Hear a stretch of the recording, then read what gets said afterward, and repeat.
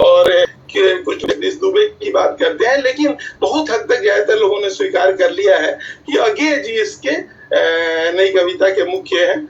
इसमें बहुत सारे नाम आएंगे, शमशेर बहादुर जी आएंगे, रघुवीर सहाय आएंगे, सर्वेश्वर दास।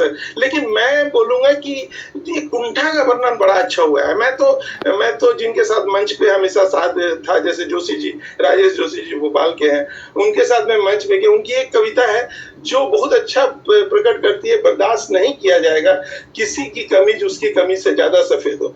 सबसे बड़ा अपराध है इस समय निहत्थे और निरपराधी होना। जो अपराधी नहीं होंगे वो मारे जाएंगे।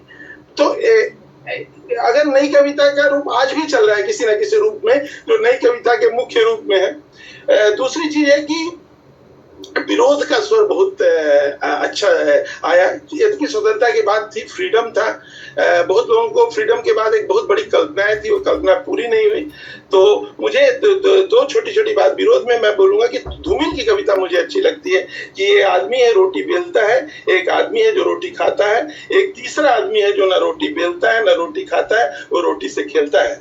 मैं पूछता हूँ यह तीसरा आदमी कौन है, मेरे देश का संसद कौन है। तो धूमिल की ये कविता, अगर ये बात बोलते व्यंग के बारे में, जैसे कि अगर आप बोलिए तो हम लोग छायावाद में ही जो कुकुर मुत्ता की बात करते हैं, लेकिन व्यंग की प्रवृत्ति में अगर हम बोले कि एक कविता है कि व्यंग की प्रवृत्ति इतनी बड़ी है कि लोहे का स्वाद लोहार से मत पूछो, उस घोड़े से पूछो जिसके मुंह पे लगाम है। तो नई कविता में बिंब विधान भी बहुत अच्छा है।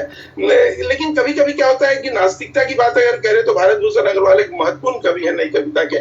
उन्होंने लिखा, जो मुझे लगता है कि कभी कभी ऐसी चीज होती है नास्तिकता की ओर हमको ले जाती है नई कविता। जैसे रात को मैंने एक सपना देखा, मैंने देखा कि गणेश जी टॉफी खा रहे हैं। तो नई कविता जो हम लोग एक यात्रा कर रहे हैं, और इस यात्रा का भी जो चल रहा है वो भी एक नई यात्रा की ओर बढ़ रहे हैं, कविता की ओर। ये पूरी छायावाद और नई कविता, क्योंकि समय की अपनी सीमाएं हैं, तो इस बात को समझते हुए, हाँ, अलंकारों का प्रयोग में नवीनता आई है। मैं एक कविता की लाइन बोलना चाहता हूँ, असफलताओं के धागे को मैंने मुस्कान के रंगीन धागों से सिया है। असफलता के घावों को मैंने मुस्कान की रंगीन धागों से सिला है। कहने का तात्पर्य कि देखिए छंद कितना खत्म हो गया, छंद पूरी तरह जो खत्म हो गया, ये सारा दृष्टिकोण दिखता है। हम यही बोलना चाहते हैं। आप सबको सुनने के लिए बहुत बहुत धन्यवाद। कभी अच्छा लगा मैडम मीरा का और महेश जी का विचार मैंने जो सुना, मुझे बहुत अच्छा लगा। आप सबको बहुत बहुत धन्यवाद।